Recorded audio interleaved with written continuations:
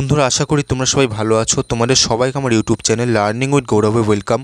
আজ আমি তোমাদের সঙ্গে সপ্তম শ্রেণীর ইতিহাস বইয়ের দ্বিতীয় অধ্যায় ভারতের রাজনৈতিক ইতিহাসের কয়েকটি ধারা, এই অধ্যায় থেকে 2 ও 3 নম্বরের সমস্ত গুরুত্বপূর্ণ প্রশ্ন উত্তর আজকের এই ভিডিওতে আলোচনা করব। তাই ভিডিওটা প্রথম থেকে শেষ পর্যন্ত মনোযোগ দিয়ে দেখো। তোমাদের মধ্যে কেউ যদি থাকো যে প্রথমবার আমার এই চ্যানেলের ভিডিও দেখছো, তাহলে অবশ্যই চ্যানেলটাকে সাবস্ক্রাইব করে পাশে থাকা বেল আইকনে ক্লিক করে নোটিফিকেশন অল করে দাও, কারণ তোমাদের ক্লাসে বিভিন্ন সাবজেক্টের উপর ভিডিও আমি যখনই আপলোড করব তার নোটিফিকেশন খুব সহজেই তোমরা পেয়ে যাবে। আর দেরি না করে চলো ভিডিও শুরু করা যাক। সপ্তম শ্রেণীর ভূগোল বইয়ের প্রথম অধ্যায় পৃথিবীর পরিক্রমণ। বন্ধুরা, এই অধ্যায় থেকে 2 ও 3 নম্বরে সমস্ত গুরুত্বপূর্ণ প্রশ্ন উত্তর আমি সেকেন্ড পার্টের ভিডিওতে তোমাদের সঙ্গে আলোচনা করব। তো প্রথম প্রশ্ন এখানে বলেছে, সূর্য থেকে পৃথিবীর দূরত্ব সবসময় সমান হয় না কেন? উত্তর, পৃথিবী উপবৃত্তাকার পথে সূর্যকে পরিক্রমণ করে। যেহেতু উপবৃত্তাকার কক্ষপথটি সমকেন্দ্রিক বৃত্ত নয়, তাই ফোকাস থেকে কখনো কক্ষপথের দূরত্ব বাড়ে, আবার কখনো দূরত্ব কমে। সেই কারণেই সূর্য থেকে পৃথিবীর দূরত্ব সর্বদা সমান থাকে না। বন্ধুরা, এখানে তোমাদের বলছে যে পৃথিবী সূর্যের চারদিকে উপবৃত্তাকার পথে ঘুরছে, অর্থাৎ পুরো গোল করে কিন্তু ঘুরছে না। সেই কারণেই ফোকাস থেকে কখনো কক্ষপথের দূরত্ব বাড়ে, আবার কখনো এর দূরত্বটা কমে যায়। সেই কারণেই সূর্য থেকে পৃথিবীর দূরত্ব সর্বদা সমান থাকে না। পরের প্রশ্ন, অধিবর্ষ বা লিপ ইয়ার কাকে বলে? উত্তর, পৃথিবীর একবার সূর্যকে প্রদক্ষিণ করতে সময় লাগে 365 দিন 5 ঘন্টা 48 মিনিট 46 সেকেন্ড, কিন্তু হিসাবের সুবিধার জন্য 365 দিনে 1 বছর ধরা হয়। ফলে বাড়তি সময়ের হিসাব ঠিক রাখতে প্রতি 4 বছর অন্তর 366 দিনে 1 বছর হয়। এই বছরকে অধিবর্ষ বা লিপ ইয়ার বলে। বন্ধুরা, মনে রাখবে, পৃথিবীর সূর্যের চারদিকে একবার ঘুরতে সময় লাগে 365 দিন 5 ঘন্টা 48 মিনিট 46 সেকেন্ড, কিন্তু আমরা কি করি, হিসাবের সুবিধার জন্য 365 দিনে 1 বছর ধরি। এই যে 5 ঘন্টা 48 মিনিট 46 সেকেন্ড, এই হিসাবটা ঠিক রাখার জন্য আমরা 4 বছর অন্তর 365 জায়গায় 66 দিনে 1 বছর ধরি। সেই কারণেই এই 366 দিনের বছরকে বলা হয় অধিবর্ষ বা লিপ ইয়ার।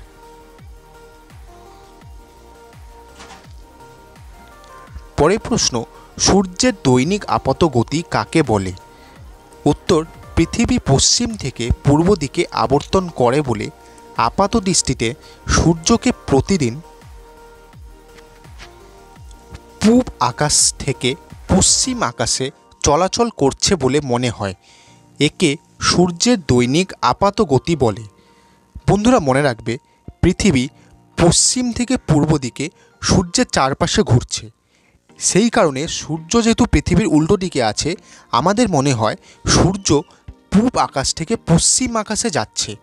একেই সূর্যের দৈনিক আপাত গতি বলে।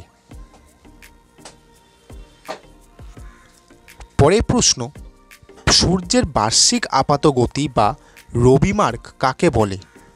খুবই গুরুত্বপূর্ণ একটি প্রশ্ন। উত্তর, নিজের হেলানো অবস্থানের জন্য পৃথিবী নিজের কক্ষপথে এমনভাবে কাত হয়ে ঘোরে যে বছরের বিভিন্ন সময়ে পৃথিবীর বিষুবরেখা, কর্কটক্রান্তি রেখা এবং মকরক্রান্তি রেখায় সূর্যের লম্বরশ্মি পড়ে। ফলে আপাতভাবে মনে হয় সূর্য পৃথিবীর বিষুবরেখা থেকে উত্তরে কর্কটক্রান্তি রেখা পর্যন্ত ও দক্ষিণে মকরক্রান্তি রেখা পর্যন্ত চলাচল করে। একেই সূর্যের আপাত বার্ষিক গতি বা রবিমার্গ বলে।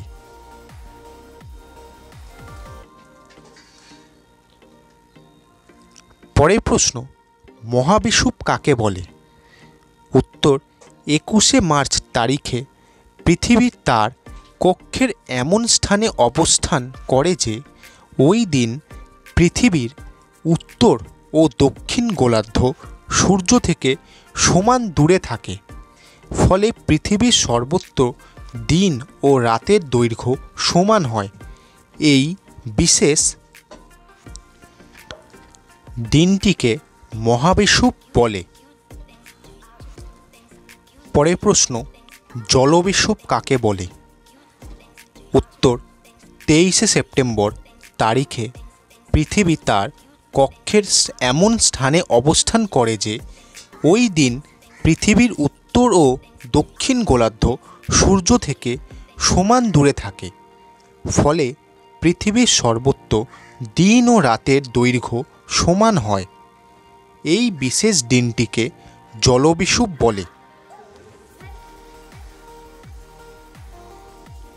পরের প্রশ্ন, মেরু অঞ্চলে 6 মাস দিন ও 6 মাস রাত হয় কেন?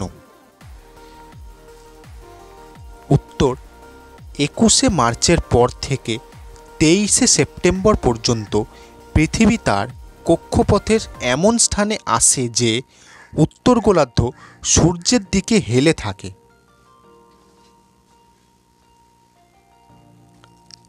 ফলে সুমেরু বৃত্ত থেকে সুমেরু বিন্দু পর্যন্ত সর্বদা সূর্যের আলো পায়।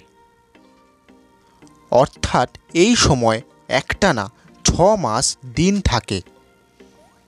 অন্যদিকে কুমেরু অঞ্চল থেকে একেবারেই সূর্যকে দেখা যায় না বলে 6 মাস রাত থাকে। পরের প্রশ্ন, কোন দেশকে কেন মধ্যরাত্রি সূর্যের দেশ বলা হয়?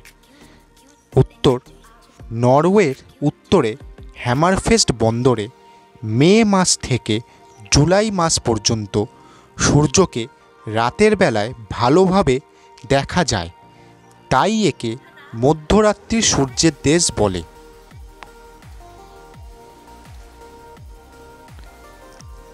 পরের প্রশ্ন, বিজ্ঞানীরা আন্টার্কটিকা অভিযানে ডিসেম্বর মাসে কেন যান?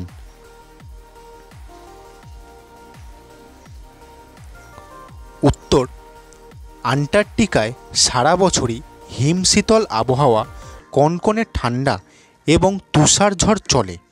শীতে এখানকার তাপমাত্রা -40 ডিগ্রি থেকে -75 ডিগ্রি পর্যন্ত হতে পারে।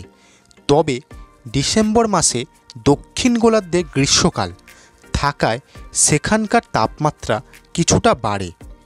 এই সময় তাই বিজ্ঞানীরা আন্টার্কটিকায় অভিযান করে। পরের প্রশ্ন, ঋতু পরিবর্তন মানুষের কাছে গুরুত্বপূর্ণ কেন?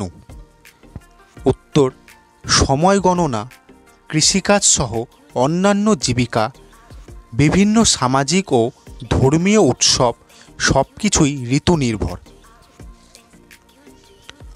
উদ্ভিদ ও প্রাণীর সঠিক বৃদ্ধি ও বিকাশ এবং প্রাকৃতিক ভারসাম্যের জন্য ঋতু পরিবর্তন প্রয়োজনীয়।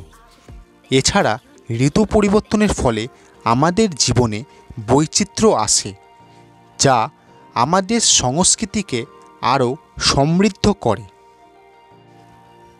সপ্তম শ্রেণীর ভূগোল বইয়ের প্রথম অধ্যায় পৃথিবীর পরিক্রমণ, এই অধ্যায় থেকে সেকেন্ড পার্টের ভিডিও আজ এই পর্যন্তই।